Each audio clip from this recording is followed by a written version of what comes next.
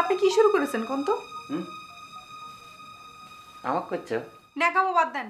আপনি স্যার এখানে কিরা আছে? না, কথাটা যদি আমাকেই কয়ে থাকো তাহলে পরে আমি যে কি শুরু করেছি আর কি শুরু করার কথা জানতে চাচ্ছ, আমি কিন্তু কিছুই বুঝতে পারতেছি নি। আপনি তো কিছুই বুঝতে পারবেন না। খেজুরের কাঁটা দিয়ে মানুষের চোখ তুলে নেবার হুমকি দেন, সেটা জিজ্ঞেস করলেও বলবেন আমি কিছুই জানি না।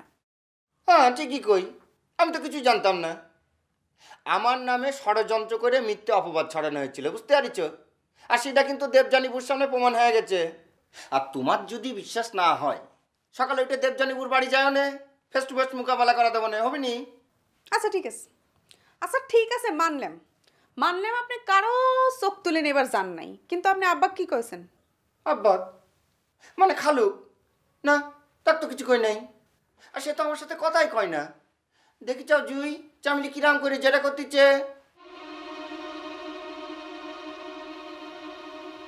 আপনি কিসের জন্য আব্বা কয়েছেন যে আপনি তার মৃত্যু কামনা করেন? আমি খালু জানি কি সব কথা কইছি? হায় রে হায়, এগুলা কি হচ্ছে? কিটা আমার নামে এইসব মিথ্যে কথা কথা কয়ে কয়ে তোমার কান ভারী করতেছে কত?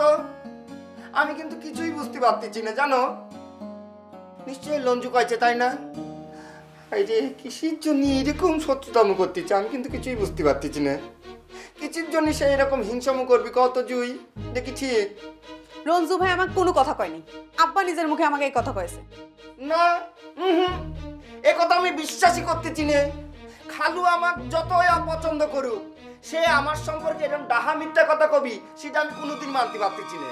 না, তুমি যতই অস্বীকার করো, আমি 100তে 100 ভিরান্তি দিয়ে বুঝতে পারি যে এই কথাটা তোমার লঞ্জুই কয়েছে। আমি বুঝতে পারতেছি তো, আমি বুঝতে পারতেছি সে কোনোভাবেই চাচ্ছে না যে আমি এই বাড়িতে থাকি। হ্যাঁ, আমিও চাই না আপনি এই বাড়িতে থাকেন। আমি নিজেও এই বাড়িতে আর থাকতে চাচ্ছি না। আমি তো ওই লঞ্জুর মতো ধান্দাবাজ ছ্যাঁচড়া চিটার না যে সম্পত্তির লোভে বিয়ে করে শ্বশুর বাড়ির ঘর জামাই থাকবো। নো, আমার একটা পার্সোনালিটি রয়েছে। এই কারণে ভাইরা হিসাবে তার কোনোভাবে আমার পছন্দ না। তাও তো আমি জুয়ের সাথে তার বিয়ে নিয়ে কোনো রকম বিরোধিতা করতেছি, মানিয়ে নিয়েছি। কারণ আমি তো এর ওই বাড়ি থাকবো না, তোমাকে নিয়ে ডাইরেক্ট আমার বাড়ি চলে যাবো। শোনা, চুপ করে থাকেন। আইসে বিরাট একটা লাট সাহেব, কিডা আপনাকে বিয়ে করতেছে? হ্যাঁ, নতুন করে আবার আমাদের বিয়ের প্রশ্ন উঠতেছে কিসের জন্য? প্রশ্ন তো হচ্ছে লঞ্জুক ভাইরা হিসেবে মানা না মানা নিয়ে। শোনো রিজন, রঞ্জুক ভাইরা হিসেবে মানার দরকার নাই।